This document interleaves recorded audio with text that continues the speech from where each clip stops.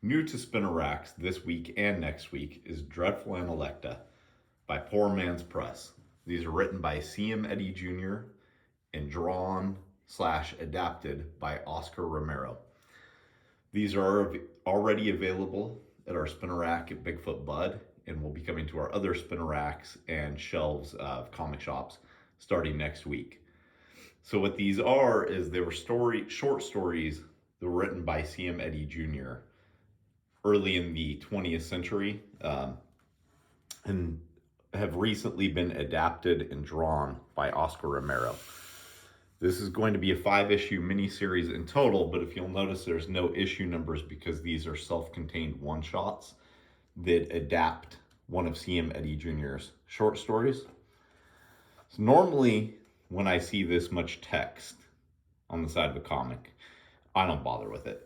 I might read the first couple of sentences, but I just kind of take it that it's probably some sort of forward, and I don't really care to read forwards because I feel like that's just sales text put in there to convince people at bookstores to buy the book.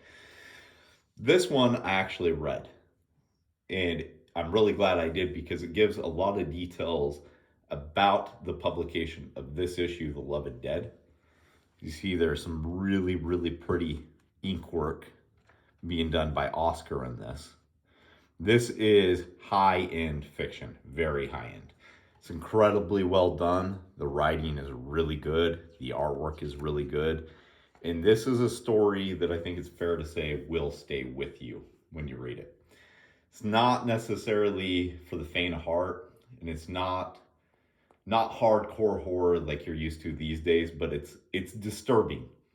But it's disturbing in a way that makes you glad that you read it, or at least it made me glad that I read it. And I think it is something that's going to stay with me for a long time. Is there anything you want to say to that? I think that it's absolutely worth $4. So the second volume is A Better Choice, which once again adapts one of C.M. Eddy's original stories. This also deals with death, but in a much different way than The Loved Dead does. I don't want to give away too many spoilers about what these are about, but you can see in the first couple of pages, the guy is talking about committing suicide, and that plays heavily into what this story is about. Both of these have a sort of lonely despair type quality going on to them. Works very well. The lettering is spot on. Oscar's background is actually as a painter, and when you hear that when you're a comic fan, I know it kind of makes you worry a little bit. But I have to say this is some of the best adaptation work that I've ever read, and that's not just me overselling it because I'm distributing it.